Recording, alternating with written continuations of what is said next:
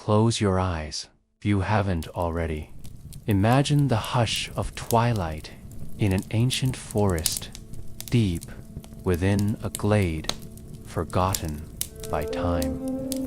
The sun has dipped just beyond the mossy ridges, and shadows stretch like curious fingers across a path only you can see. Here, everything breathes slowly. The trees hum with age. The stones seem to listen. And the very air is thick with memory. You walk softly, your footfalls cushioned by velvet moss, damp and fragrant beneath you. Each breath is cool and clear, tinged with the scent of earth, willow sap, and a whisper of something older, something sweet and unfamiliar. The scent of secrets, perhaps, as you follow the trail. Barely more than a worn ribbon of crushed leaves and lichen. You hear something stir, not a creature, not the wind, but a feeling. The forest knows you are here. Beneath the boughs of a tree, older than kings, it waits. A figure begins to take shape from the roots and soil itself, not formed in haste, but as though the earth has decided now is the time to remember. Moss coalesces, bark stiffens into limbs. A creature rises not tall, not menacing, but old, ancient, in fact, and quiet. This is the moss-bound herald. It does not speak, for its voice is the forest. But when it looks at UF eyes, you can call those shimmering glints beneath Evie. You feel the message, a calling. The Willow Court stirs again. Long ago, when humans still bartered stories instead of coins, when the elves still walked with crowns of fern and starlight. The Willow Court was a sanctuary of oaths. Oaths made not with ink and quill, but with song and soil and shared silence. Elves once gathered here beneath the arched limbs of guardian willows. Mages came not to conquer, but to learn the hush between words. Druids knelt, not to pray, but to listen. And then the forest quieted. Centuries passed. The court faded into rumor, then shadow, then root and leaf.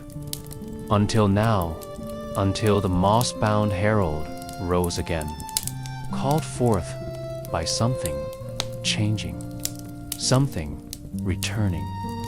You kneel, perhaps without realizing it. The moss does not resist your touch.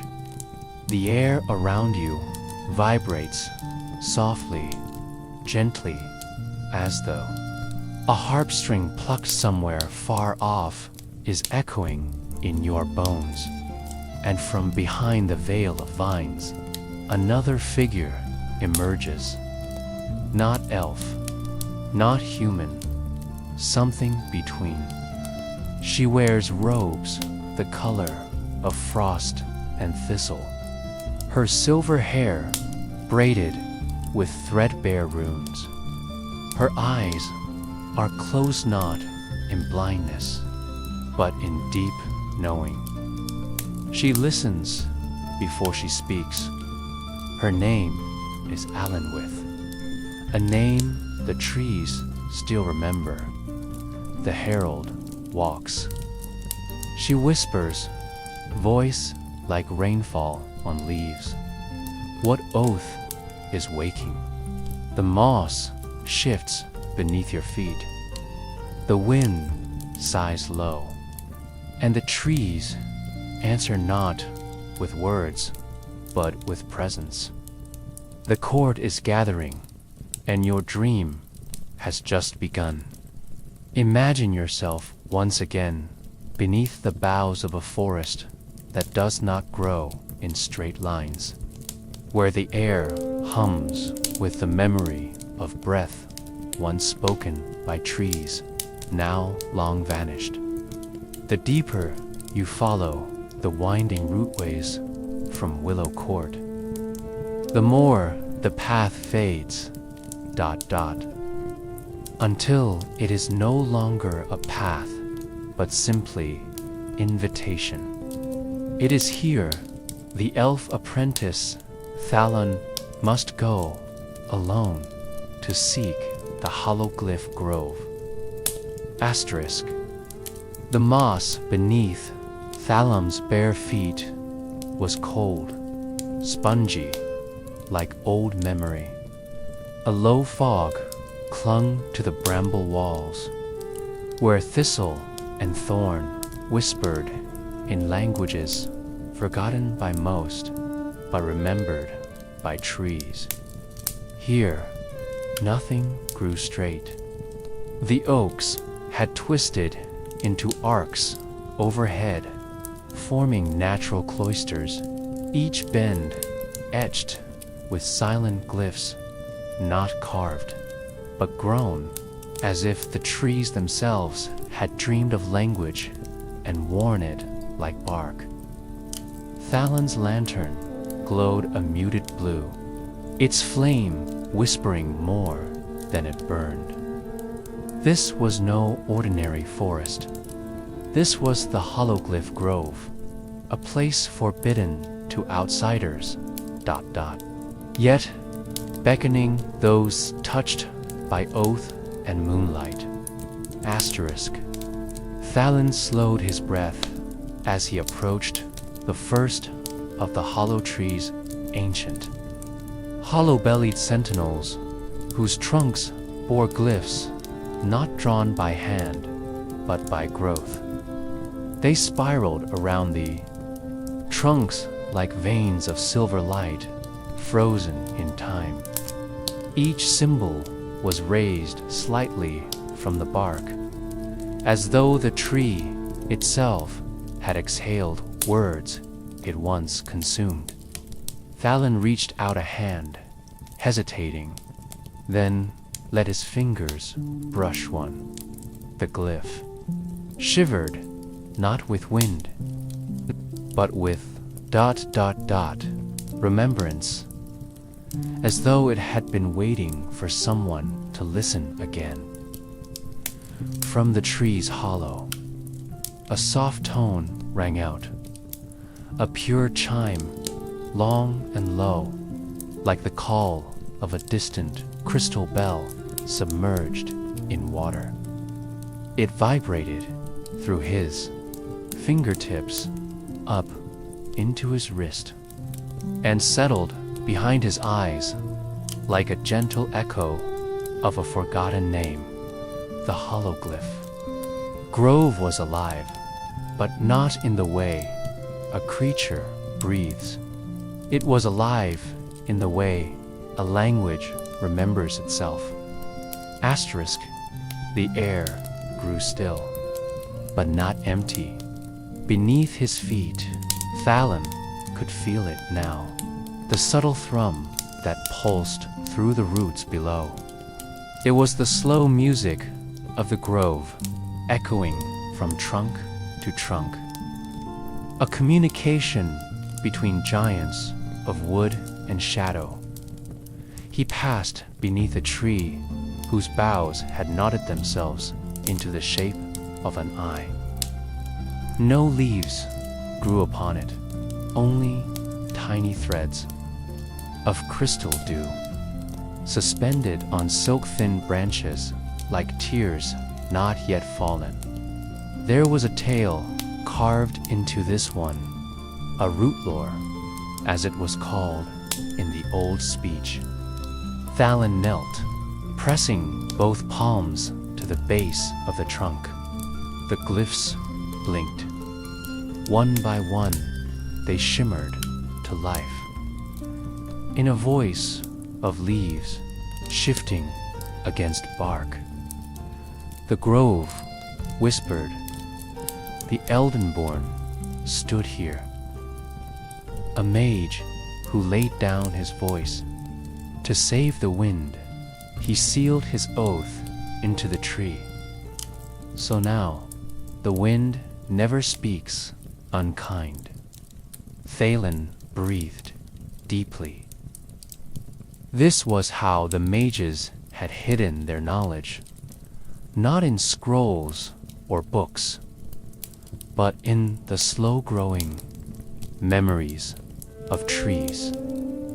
Further into the grove, Thalin came upon a glade where the ground was worn bare, save for soft mosses shaped in perfect circles.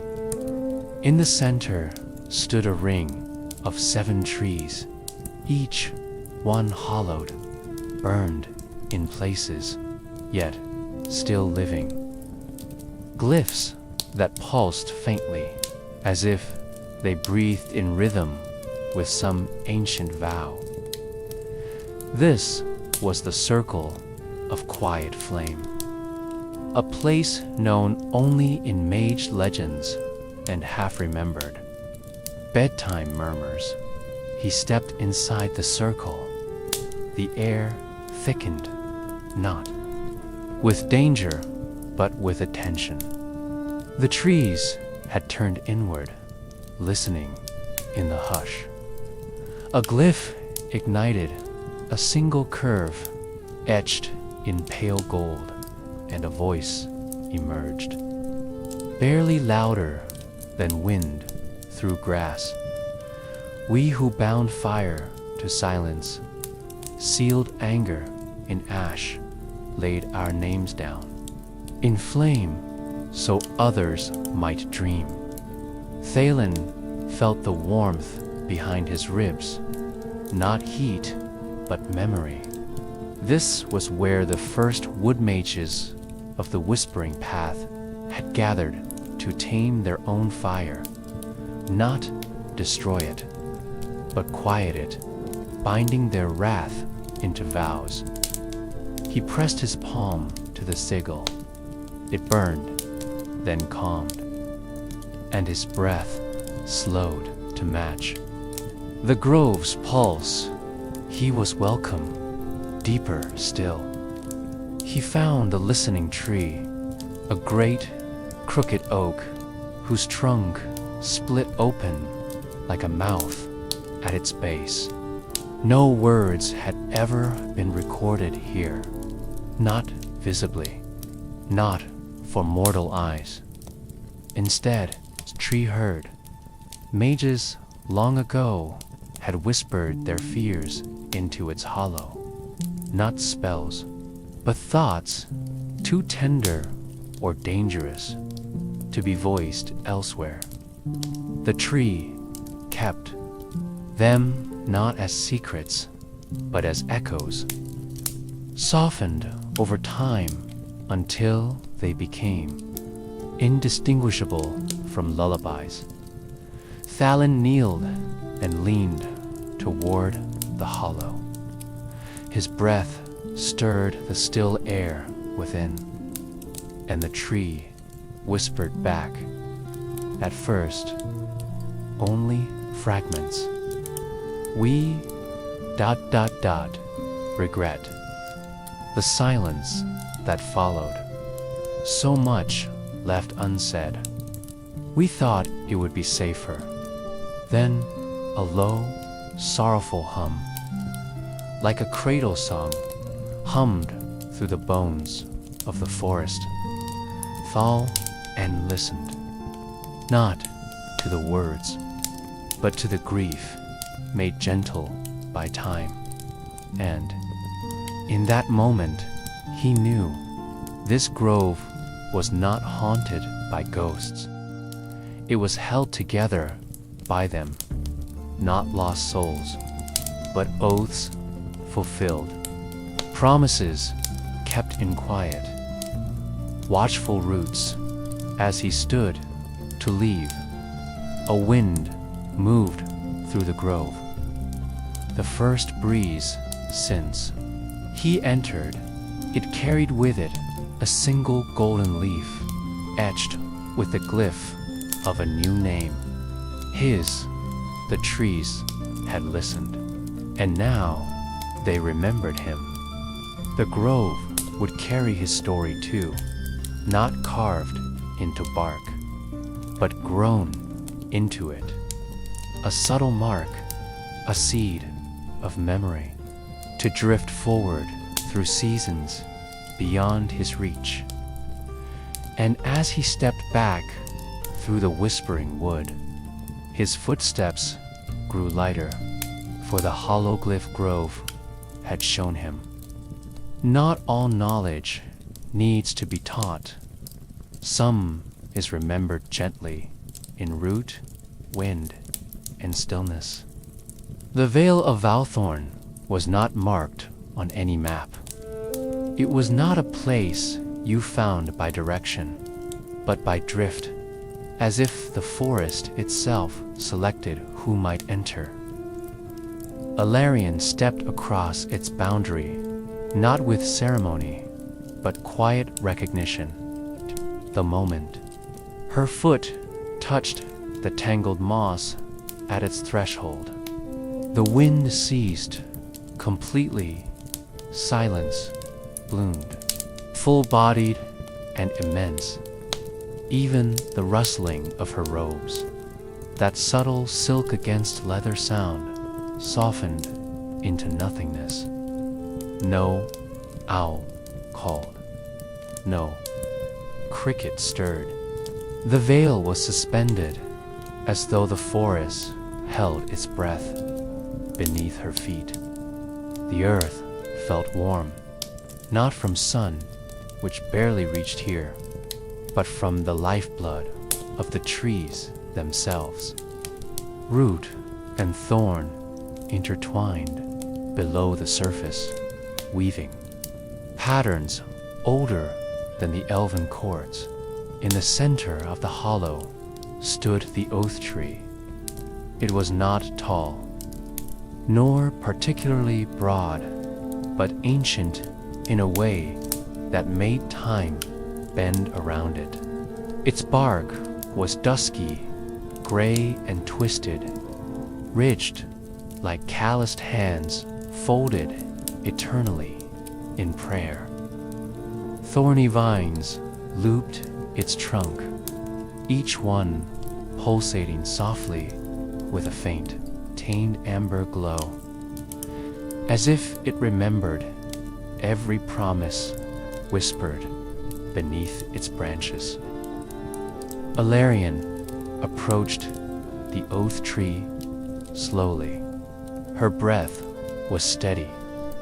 The grove accepted no haste. She removed her gloves, one finger at a time, baring pale hands to the warmth of the place. Then she knelt before the roots, bowing her head low, not as supplication, but as offering. "The grove bear witness," she whispered. Her voice was small, nearly lost amid the hush, and still the tree heard. Its thorns shimmered faintly in acknowledgement. The old rites required no grand incantations here, no elaborate spellwork, just presence, intent, and the courage to offer one's truth. Alarion unclasped a small glass vial from her belt. Within it swirled a thread of silver mist, the echo of a promise broken long ago, one she had carried for years. a promise made by another and never fulfilled. The mage who had failed her had long since vanished, but the wound had remained. To enter the Willow Court again, to be trusted, she would need to offer something in return, a vow, willingly made and sealed in thorn. With steady fingers, she opened the vial. The mist rose like breath on a winter morning. Slowly, it curled toward the thorns of the oak tree, wrapping around them like incense smoke. The vines responded, not with violence, but with interest. A single thorn extended outward, graceful and deliberate. Alarian did not flinch. She extended her palm. The thorn pressed gently to her skin, then pierced. There was no pain, not exactly, only warmth, as if the blood drawn was a welcome tithe. A drop welled up, bright and crimson. It dripped onto the roots, and the earth below drank deeply. The thorn glowed. So did her vow. I vow to protect the unseen paths, she murmured, to guard the veiled groves, the secret crossings, and the ancient names. I vow it with breath and with bone, with thorn and with blood. A hush deeper than silence followed. Even her heartbeat seemed to pause. Then, from the heart of the oak tree, came a low resonance, like the hum of a distant bell, buried in soil. The light from the thorns brightened briefly, illuminating the grove in amber waves. The vow was accepted, but more than that, something answered, a rustle behind her. A figure emerged from the shade, robed in willow gray, tall and still as the tree itself. You return not only with oath, said a voice, deep, slow, and strangely familiar, but with memory. Alarian turned slowly, the wound on her palm still warm. Her eyes met the figures, a man of the grove guard, an ancient warden, order once believed dissolved. You remember me, she said. Not a question. I remember who you were, he replied, and who you might yet be. The grove guard extended a hand, not to greet her, but to place something in her open palm. A single silver leaf, cool to the touch, etched with runes so fine they seemed grown, not carved. This is your token, he said, for passage into the Willow Court. It bears witness to your oath. Speak its truth, and the way shall open. Alarian bowed her head. Once more, not in submission, but in reverence. Around them, the grove seemed to exhale. The thorns withdrew, curling again around the oak tree like sleeping serpents. The mist that had risen now settled, merging with the moss. The vow was sealed. The gate had not yet opened, but the forest had spoken. And when the forest speaks, even the stars listen. Imagine, if you will, the air cooling around you, not from wind, but from a slow sinking into the bosom of the earth. The elf-kin Cyrillune stood before the great basin of Kyr's Hollow, where moss-etched stone steps spiraled downward into darkness. At her side, the mage Ilarian's staff pulsed with quiet green light, guiding their way beneath the grove. This was no ordinary descent. The steps, formed by intertwining roots of the world willows, spiraled not in stone, but in ancient, knotted lignin, alive and breathing. Each step released a breath of sweet loam and lavender sap, earthy and clinging. As they descended, the hush thickened. The echoes of the world above, birdsong, wind rustling through leaves, faded, replaced by the intimate murmur of roots brushing roots. The root spires were close. Asterisk. The passage beneath the grove opened into a chamber unlike any the mage or elf had seen above ground. Vast and vaulted, it was as if a cathedral had been grown rather than built. Great root spires, thick as towers and coiled with ancient veins of glowing resin, arched overhead, holding the earth aloft like cupped hands shielding a sleeping.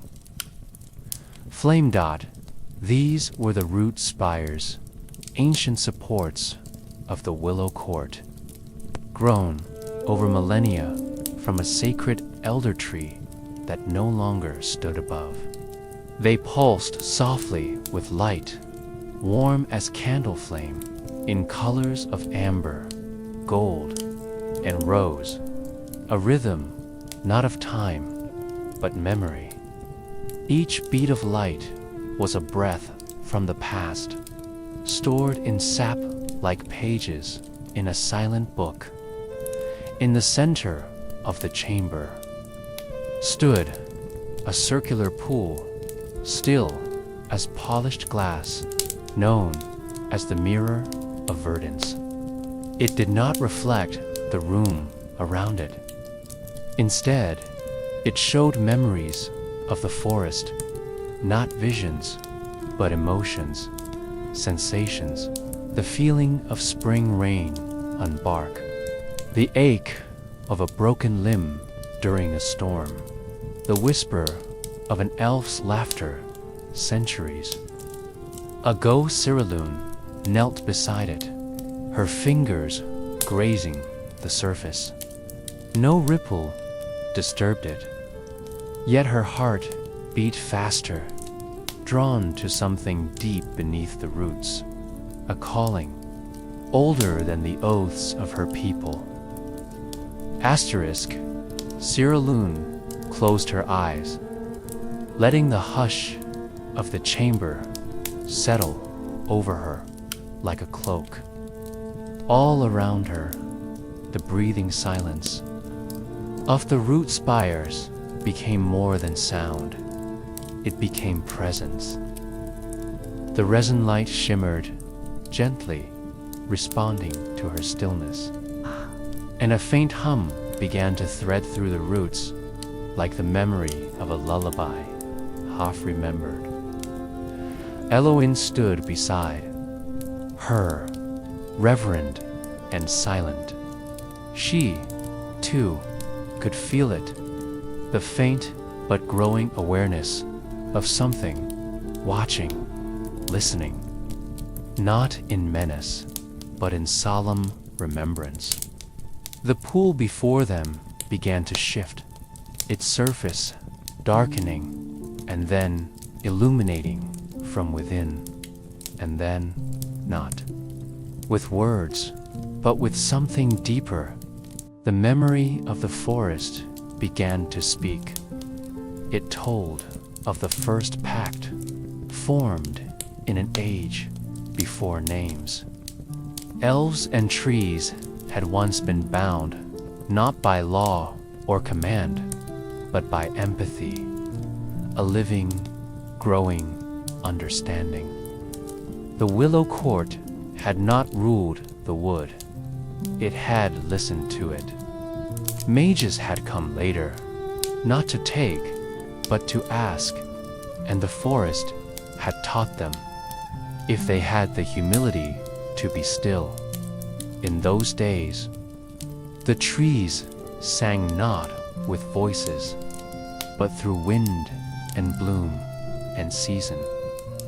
The root spires were their hymns, carved in silence, and the grove their sacred text. But time had passed, the songs had dulled, the spires had withdrawn into themselves, and the oaths that once connected all who walked the glades had splintered, not in betrayal, but in forgetting.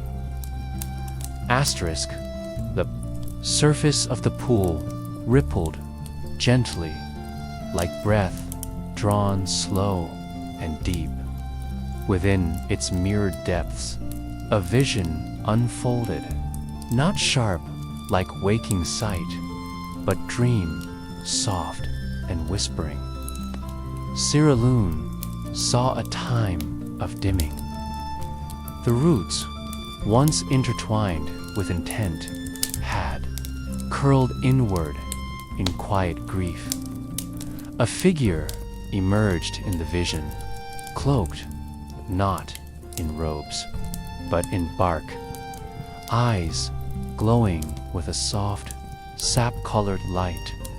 A warden of the old accord, a being neither tree nor elf, but something born of both.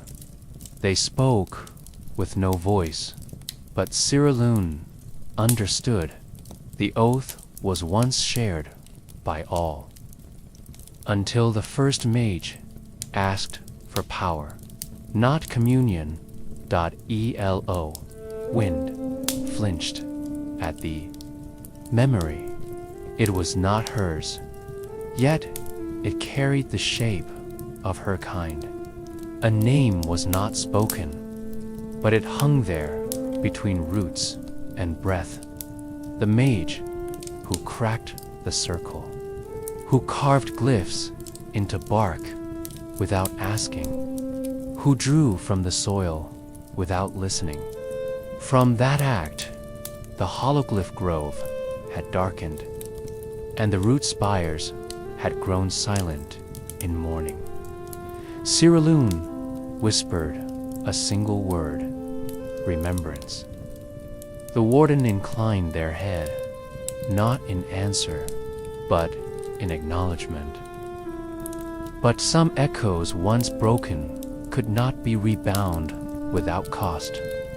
To rekindle the oath, the Willow Court would have to do more than remember. It would have to forgive, and forgiveness, like magic, did not come without offering. Asterisk, Eloin's voice, quiet as a fallen leaf, rose into the hush. If forgiveness is what they ask, then what must we give? The forest did not answer with words. Instead, a tremor stirred the earth, not violent, but deep and old, like the exhale of something that had been sleeping for ages. Beneath their feet, the roots shifted. Stones once covered by centuries of moss parted to reveal a descent, narrow and spiraled, lit faintly by spores that pulsed with the slow rhythm of sap. Cyrillune stepped forward, first, We go not to reclaim power, but to offer presence. That is the difference. The descent felt like stepping through a memory, cooler with each turn, but not cold. The root walls wept with dewdrops of memory, beads that shimmered with the faces of those who had once walked in harmony with the wood. Elves, mages, spirits of the glade. And then they entered the chamber of the first listening, a hollow, deep beneath the oldest root spire, where stone and wood and song were one. Here, time pooled like water, and the silence was not empty, but listening. Elwyn knelt and placed both palms on the root-woven floor. He did not speak. Instead, he listened, not with ears, but with heart and breath and the part of himself that still remembered wonder. Cyrillune sat beside him, her magic dimmed to stillness, her aura aligned not to command, but to consent. Above them, unseen by sight, the ancient memory of the glade stirred, and for the first time in an age, the echo of the root spires answered back. Asterisk, asterisk. There are places in the forest where the soil forgets to sleep, where roots cradle the bones of lost oaths, and where petals bloom for no sun but memory. The Dusk Vow Garden was one such place, a clearing folded between veils of mist unseen. From any known path, no cartographer had drawn it. Yet here it was, waiting as though it had always known Elwyn and Cyrillune would come. As they emerged from the spiral of the root spires, the air was lighter, tinged with scent crushed thyme, moon lavender, and the faint sweetness of old bark. A canopy of soft glow blooms hung overhead. Bioluminescent blossoms nodding like quiet sentinels. And in the heart of the grove stood a tree unlike any other, neither oak nor ash, neither elm nor elder. It was something older, something dreamed. Its bark shimmered with runes that pulsed with a warm blue sigh. This was the vow bark, where pacts of balance and return were once bound between kin of root and blood. Paragraph 2. What had been broken, Cyrillune approached the tree and pressed her fingers gently to its bark. Instantly, it responded, a ripple of light shivering up its trunk. The magic was not violent. It was not waiting to be wielded. It was waiting to be heard. Elwyn stepped beside her. "This is the place," he murmured, "where the first elven queen made peace with the mages of the stone towers, where the oath was whispered beneath the last light of dusk and broken." In the chaos that followed, the garden did not accuse. It did not demand. It simply waited. Their journey had not been one of conquests, but remembrance. The forest, the glyphs, the thorns, they had tested not their strength, but their intent. And now, at the end of all things, it was time to speak. Not in command, but in communion. Paragraph 3. The vow renewed kneeling together beneath the vow bark. Kalian and Cyrillune joined hands. Not to cast, not to summon, but to offer. We remember. The balance, Cyrillune whispered. We return what was lost. Elwyn added, and in dusklight we vow again. No longer will we take without listening. No longer will we wield without wonder. From their joined hands, a glow pulsed outward, soft, steady, warm. It flowed into the roots, beneath them, into the petals overhead, and into the runes carved into the bark of the ancient tree. One by one, those glyphs shimmered back to life, not with force, but with harmony, and the tree bloomed, not with flowers, but with light.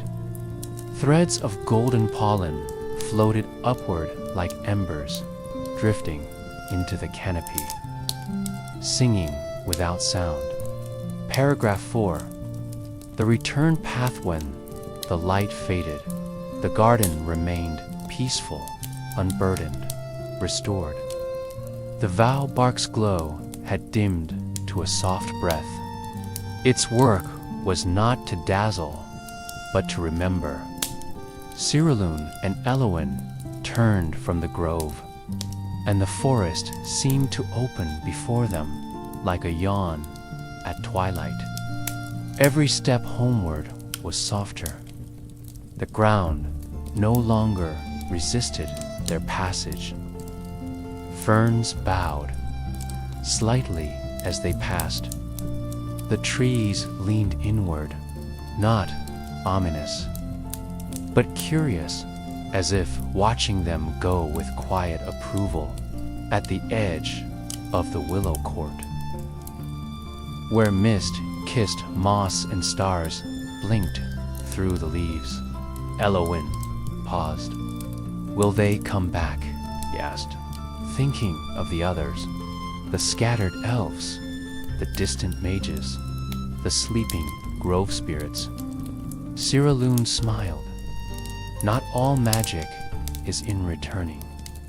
Some is in remembering, and some in letting the forest decide. Asterisk. The last light of day stretched long through the branches. Somewhere, far away, a single willow leaf loosed itself and drifted, spiraling down with no hurry at all. In the hush that followed, it was easy to forget time, easy to believe the forest would hold your dreams as it held its own, quietly, patiently, beneath the hush of root and vow. So, if you're still listening, dear one, let the leaves lull you. Let the gentle breath of dusk wrap around your shoulders like a woven shawl. You've wandered far tonight, across glyphs and thorns, oaths and echoes. Now, the story has ended, but the forest remembers, and it waits, only ever as long as it needs, for the next dreamer to return. Sleep well, and may the willows whisper softly, always.